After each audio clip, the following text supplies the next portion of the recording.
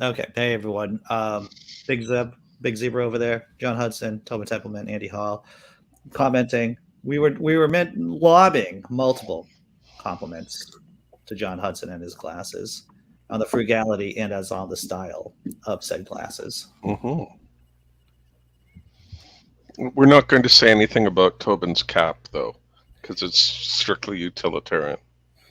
I don't know. It could be a fashion. I think it's quite the statement. It Mm. is something. That's what it is. Yeah, at some point on Twitch and Keep your on head warm. YouTube, Keep your head warm. well, everybody was wearing a knit cap, whether they needed to or not. It was just suddenly, oh, this is what the cool kids are doing. Yeah. And I thought it very odd. Well, there's no. Rest assured, I'm doing it because it's cold. I'm chilly. It's Okay. a little chilly this morning. No Great. one, no one here is to hat shame anyone. I just want to say that. Also, as soon as you try to, as soon as you try to understand anything about anything that people, anything that people do in terms of fashion, style, behavior, it just becomes, I don't know, really, really confusing and stuff. That's what it does. The crowd seemed to be really interested in Hillsong.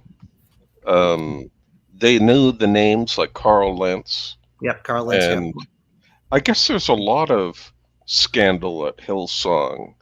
And there's a lot of, if you wanted to go mining for it, there would be a lot of rich ore. Yes, they're. Oh yeah, my Santa hat. I really like that Santa hat too. Jesse Bear. I have it in storage. But yeah, his dad, abused kids. That Carl Lentz guy. We covered him months ago when the story broke. Well, abuse kids in what way? Sexual abuse or slapping them around? I'm not absolutely sure. I want to say that. Well, what I do know is that his son, the guy who's now in trouble, Brian, he did not report it because I guess in Australia you're a mandated reporter, and if there's an abuse of kids going on, you're mandated to actually report it. And he did not do that, and I believe the government charged him.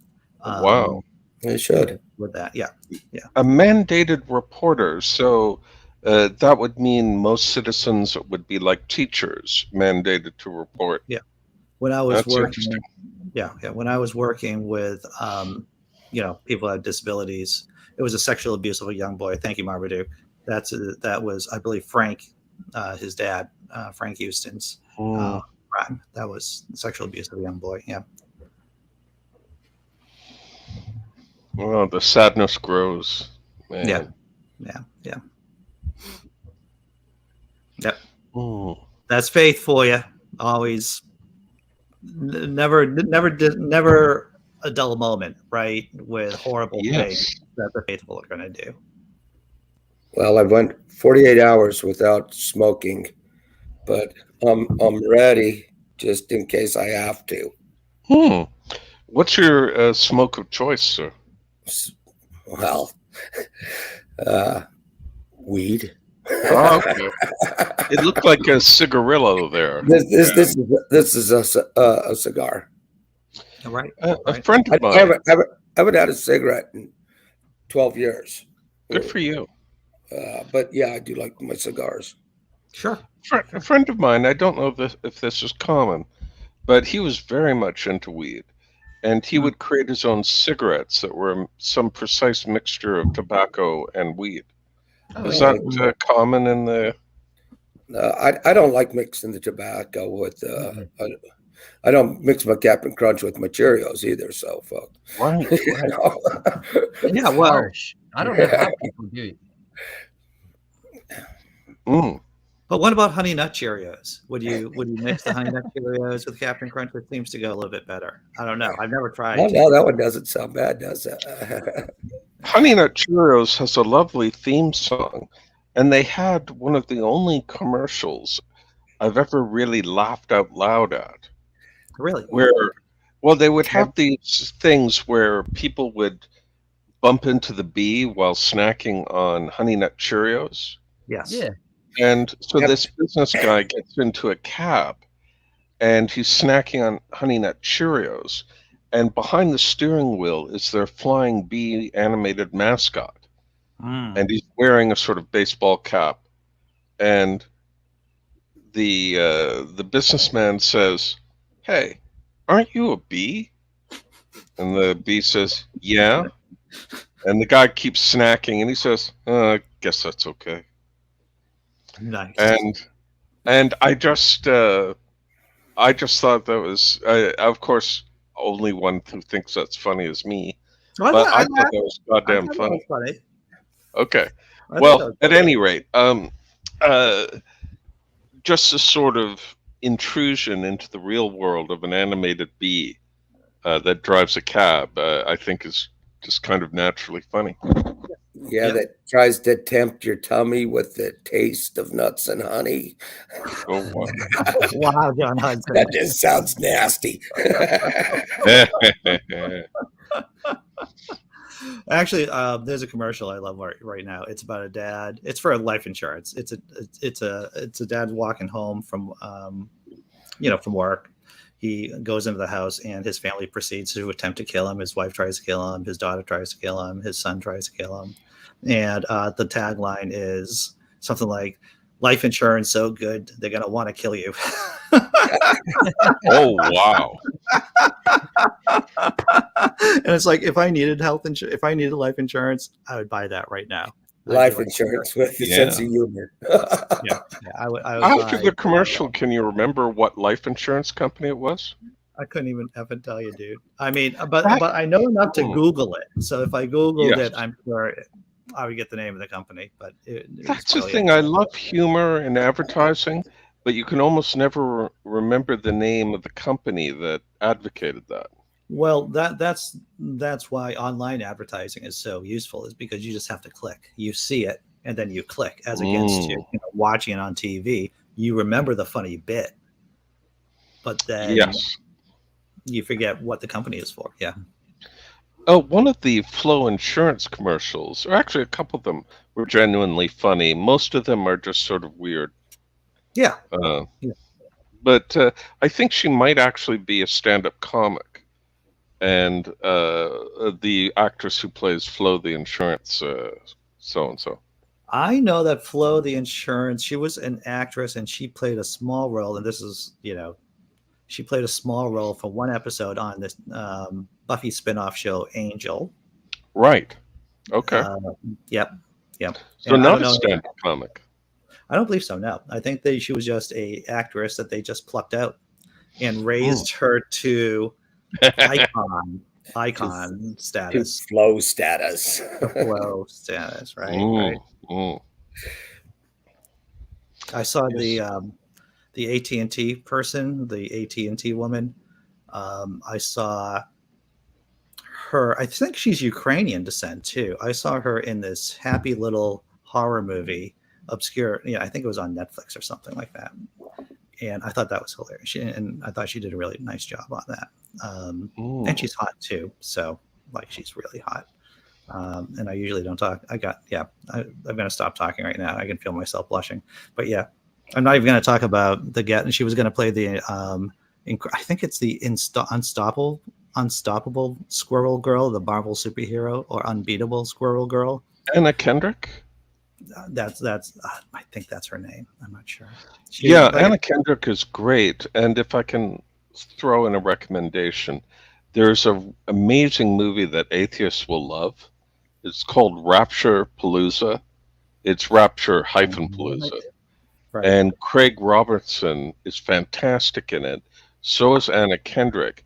But it's a wonderful thing with comedies that all the other characters, even if they had just small parts, were fantastic. Her name is Milana Weintraub. Well, then it's not Anna Kendrick then. It is, yeah. It is, yeah. Well, there you have it. I don't have many unhealthy fixations. Actually, I do have several unhealthy fixations, and I think she might be one of them. I don't know. Lordy. We're going to get freezing rain here, so wish us well. Freezing rain is so dangerous. I remember driving in an ice storm years ago, and that was probably one of the top 5 craziest times. And I was in the middle of nowhere too. I was then with my wife. This has to be before the kids were born. And if you haven't driven in an ice storm, it's horrible. Oh God. I drove the kids up to Dallas last year when we had the frost apocalypse because they had a wedding that they were shooting in Frisco, and Austin's airport was closed, so I drove them on that. And the thing about Texas is nobody knows how to drive on that shit. I don't know. Yeah, that is a problem. Being a Yankee bastard, spent many days driving in snow. So, well, even Canada, where you think everyone would know how to drive in snow, they don't for the first 2 or 3 days. It takes some time for them to get used to it. It seemed like there was that learning curve every year. Yeah, I would agree with you. Very strange. I would recommend driving as little as possible during those events. But what can you do? You got to get to work. You have to do this and that. I'll say this about the job that I have now is before I was one of those necessary employees before I took this job. So I had to, I was either snowed in at work or I would go into work under really horrible conditions. And, for like a $14 an hour job too. And it was just lunacy on my part. But that was the nature of the business. Now the lab just closes whenever there's snow. It's like, what? You mean I don't have to go into work during this horrible weather? It's like, no. So that's weird. They just close whenever there's snow. Whenever it's bad snow. Yeah, they're like, we don't need to be open. We'll just close down. Maybe so you're happier now that you're an unnecessary employee. I find that the less responsibility I have, Big Zebra, is the happier I feel. I agree with that. Anyone who's had children knows that feeling. Yeah. Okay. People, when my kids started going to school, people are like, are you sad that they're going to school? It's like, hell no. Less responsibility for Andy. Come on. I thought you was going to drop the F-bomb there. I was close. Sure. I was close. But less responsibility. One of the guys actually from my job, he's leaving. And it's like, so why are you leaving, dude? It's like, I hate management. And it's like, I can understand that. It's a great place to work too, don't get me wrong. But he's just had it with being a manager. It's like, I can respect that. It's not for everyone. I was that way. And then it's like, I got grandbabies and it's like, oh man, I just want to hang out with the kids. Well, I was at a diner last night. I was at the Veggie Galaxy in Cambridge, which is one of my places I like to go. And I tell you, if I had, that would be, some people want to travel the world, when they retire or do whatever. It's like, really, I just want to go to a couple of diners in the area, hang out, write some funny jokes, do this, maybe do some stand-up occasionally. That would be my huge, big, and travel occasionally. But that would be, I think I would spend most of my time in diners like I did before the apocalypse. Right.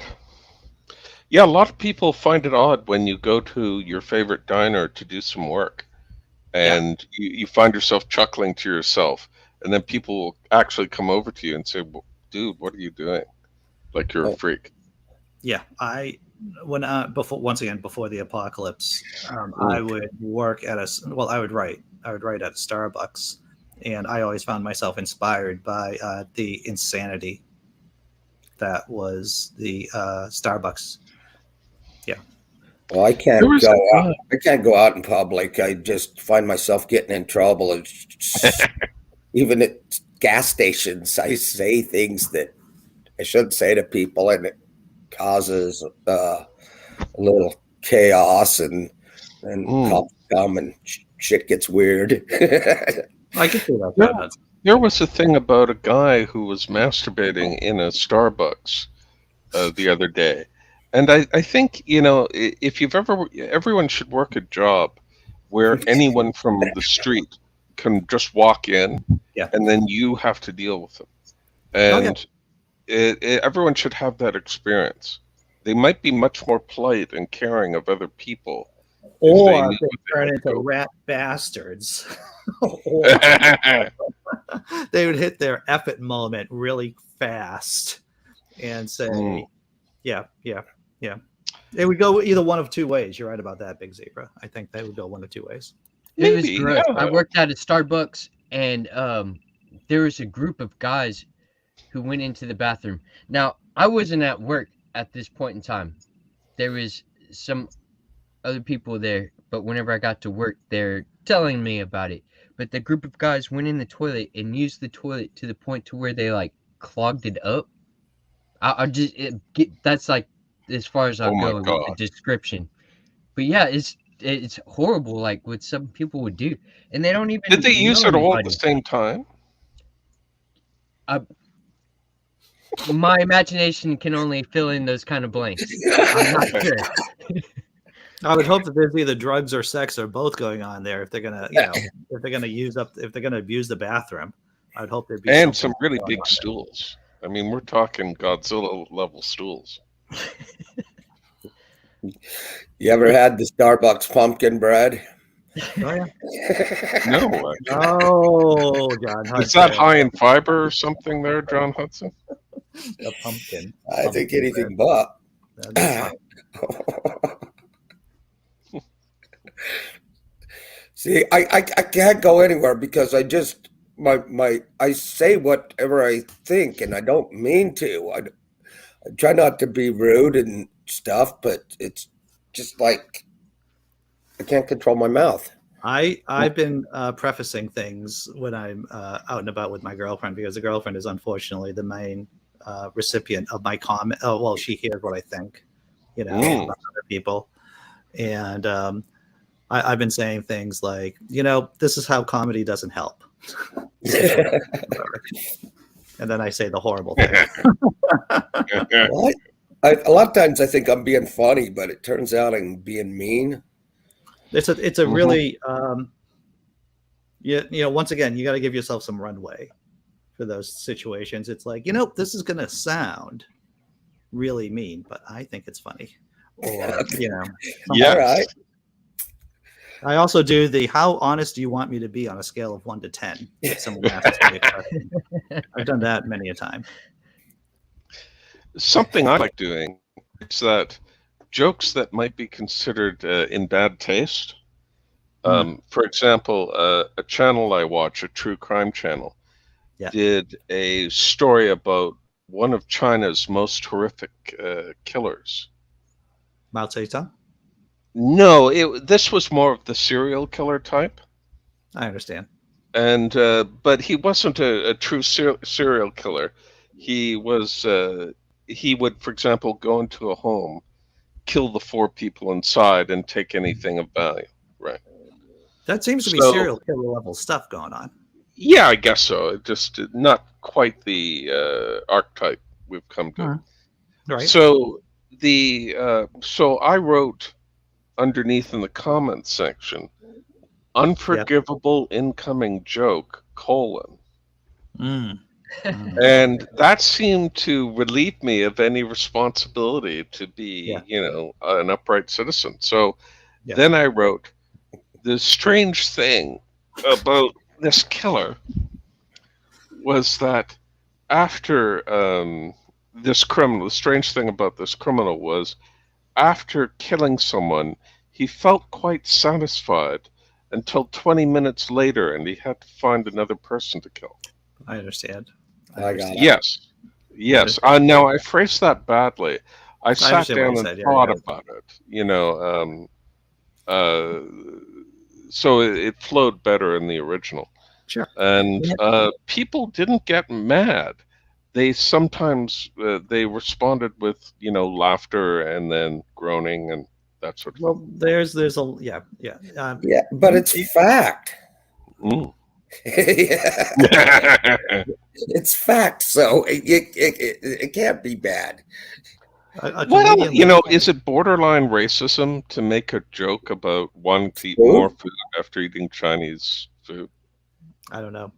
I don't don't know. think how. I think you're in safe. I think you're in safe territory there. But Okay. culture Just changes awfully fast. don't make doesn't fun of the gyros or kebabs, though. You Yeah. can't say that, John Hudson. You can't. I don't even know. I don't even know words. But Why is it wrong to make jokes about kebabs and the euro currency? No, I was talking about gyro, the sandwich. See, there you go. Okay. And Joke should uh, not be made. I still don't know why those jokes are bad. It's just a sandwich, and another is just a Well, kebab. well, the because thing is, it goes into the question of does this lead people who are willing to be led in a particular direction in a Mm, particular direction? As soon as you start giving, especially on the internet, right? If you give someone like a small opening, they will want to. The jokes have inertia. So 1 minute you're talking about, hey, I'm just making a joke about this thing, and then the next minute you're saying, you know, Hitler was kind of right about Poland when you think about it. wow.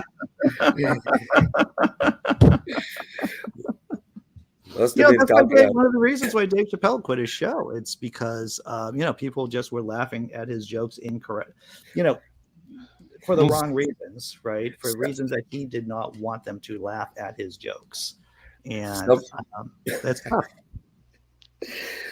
So somebody makes a suggestion or a comment about schnitzel, and it all ends up in Hitler, right? It all ends up in Dachau. That's how it ends up. Yes. John Hudson. Yeah, sometimes it seems with conversations, all roads lead to Hitler, especially political conversations where, Colbert would sometimes talk to politicians and say, "Give me 4 reasons why you're not like Hitler." Yeah, And it's he would just well, come to it was a lot easier before Nazis became a real thing again. Before neo-Nazis became a major force, and before January 6th, and before Trumpism, and because then I think you could make an argument about Godwin's law, because that's what the law states, right? Godwin's law is that it only takes a hop, skip, and a jump in any conversation on the internet before Nazis come up. But now there are real Nazis. Now there's real neo-Nazis mucking about, and have been for years at this point. So yeah. It's crazy. I was actually I saw it on my Google page. It was had a picture of Danny Carey. Danny Carey is the drummer for Tool. Mhm. He's like someone I admire very much. And he was wearing a Nazi symbol on his shirt, and I was like, "No, dude, what the heck?" And I was able to click on the post, and I was able to see his shirt even better. And oh, how did it read? Republicans vote or vote. Oh man, I got it backwards now. Mhm. But anyways, it was basically calling Republicans Nazis. Oh, I was okay. like, yes, yeah. cool. All right, That's fair. Danny's still cool. Yeah. There's Well, a weird neo-Nazi symbol that instead of 4 arms has 3. Sorry, Dr. Kennard, I think I talked over you. There's 4 arms. Yes, there are 3 arms instead of 4. Well, for the swastika, right? Is that Yeah. the daughter had a T-shirt on the other day that has like a bear in a Jeep, and it says Southern Summer, but the SS on it looks just like the Nazi SS. And I pointed that out to her, and she's like, "Oh no shit! I've been wearing this around, and she's like, yeah, that's a rag now." But Is it a deliberate reference to the SS? I think it was. I think Why it would a bear was. in a Jeep relate to that? I don't. I don't. Yeah, they're weird. They tell you anything into anything. They try to hijack it all. Anything that's cool. Well, I think you're right about that. It's just like religion, like going to any Mhm. kind of what was it? I went to a family reunion, my family that I just got in contact with, and there was, of course, the big prayer before the festivities started. And it's like that's not Hallelujah. necessary. I don't think that's Mm, necessary. mm.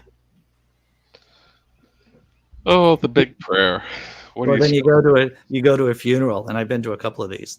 You go to a funeral, and they talk more about Jesus than the dead guy. It's like that Mm. seems wrong. I mean, Jesus had a comeback, but don't call it a comeback. Don't call it a comeback. No, don't call it a comeback. He's been here for years. I mean, Jesus is okay. He's alive. He ascended into heaven. What Of about course. this dead guy? Yeah, right. What's he all about? Nothing. Mm. Marmaduke says, yeah, literal dog whistles. Yeah, a lot of them. Hmm. So you guys got anything interesting going on today? Just cleaning up trees and fixing the Mm. chicken house. We had some tornadoes come through. Didn't hit here, but we got some winds that did some damage. Mm. How many chickens you got, John Hudson? 18.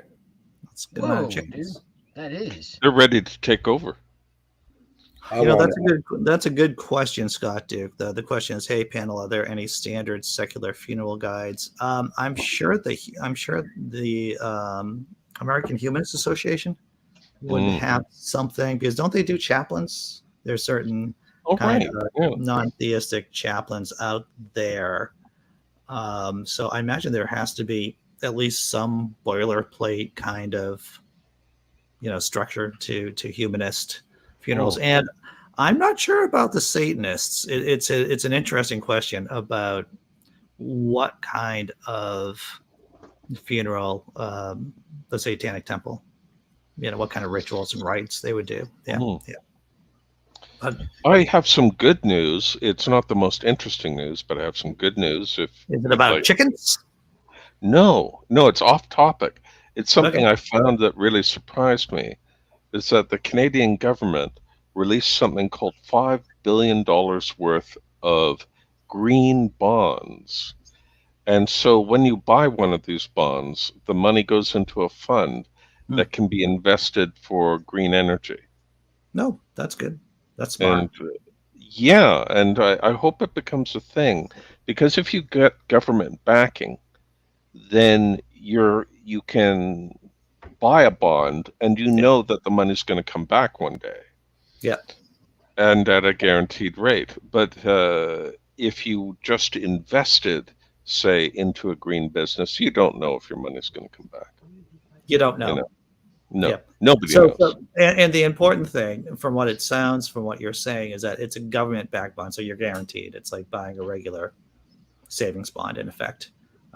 Yes. I'll put a link if anyone's curious. I'm sure, there must be other countries doing this, and there we go. So just a nice little bit of positive news for a change. There it All is. about positivity, my friend. Actually, the girlfriend told me last night that there was another Starbucks that unionized recently. I think it was in Seattle. I don't know, somewhere on the west. Yeah. So that's positive news too. Yeah, it was Seattle. They were saying that the old CEO is coming back, the one that really hated the union thing and tried to break it down. I don't know. Well, I don't know what they expect. There's no manufacturing jobs anymore, with some few exceptions. And if you're going to unionize, you have to pick a place. If you've ever worked, I think I was a barista for maybe 2 weeks. There was a side job I had. This is like 25 years ago, and it was like, there should be a union here. This job sucks. I think the more the job sucks, if there's going to be a graph, if you're going to graph it, the more the job sucks, there's a greater chance that you should be a union, right? There should be, some kind of protections against being abused at work. So yeah, because there are plenty of those kind of companies that just poo-poo on their employees Yeah. Well, it's in the company's. It's when you think about how capitalism works, it's in the company's interest to get the most out of you and giving you the least at the same time. That's just baked into the system. All right. On that happy note, kids, I'm out of here.